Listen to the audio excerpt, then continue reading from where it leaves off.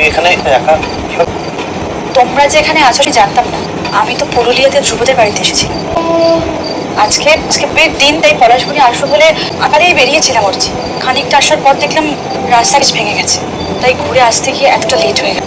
কিন্তু অর্চি চারপাশে দেখলাম প্রচুর। আমাকে কষ্ট করো। আমি অবশ্য খুব সাবধানে উত্তর দিয়েছি। আসলে এক্ষেত্রে রুবুর নামটা আমাকে খুব হেল্প করলো।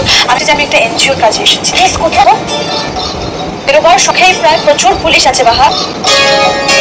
আর কতদূর আমি যতটা বুঝলাম যে ও চট্টগ্রাম গ্রামে আছে।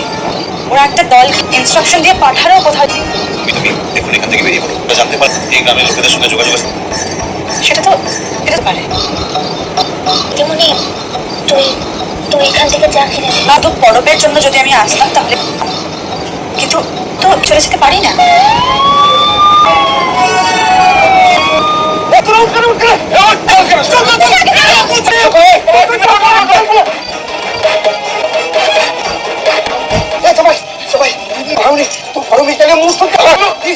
সময় লাগে কঙ্কুলটাতে জিতে হবে।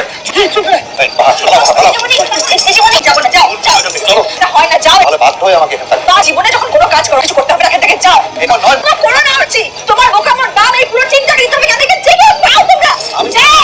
পারতে হবে মা, বোঝার চেষ্টা করো তোমরা। আজকে একটা প্রপার এক্সকিউজ দিতে পারবো। আমার কাছে সেটা আছে, তোমার কাছে সেটা নেই। করো না, যাও।